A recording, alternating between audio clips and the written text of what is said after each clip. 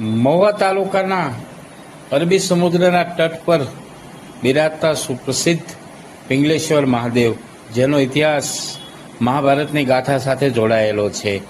પિંગલેશ્વર મહાદેવનો અભિષેક સમુદ્ર કરતો હોય છે. સમુદ્રની અંદર મહાદેવ બિરાજે છે. ત્યાં દર્શન કરવા હોય ત્યારે દરિયાનું પાણી ઓસરી જાય પછી જ મહાદેવના દર્શન થતા હોય છે. ત્યાં સુધી દર્શન થતા નથી. પરંતુ શ્રાવણ મહિનો ચાલી રહ્યો છે અને શ્રાવણ મહિનાનો આજે બીજો સોમવાર છે.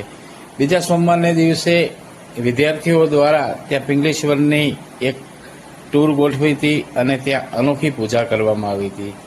પ્રથમ વિદ્યાર્થીઓએ મહાદેવના દર્શન કર્યા સમુદ્રમાં જઈને અને મહાદેવની પૂજાપાઠ કરી. બાદમાં સમુદ્રના તટ પર આવી 101 શિવલિંગ બનાવી પૂજા પાઠ અર્ચના મંત્રો. આખો વિડિયો જોવા માટે ડાઉનલોડ કરો દિવ્ય ભાસ્કર એપ.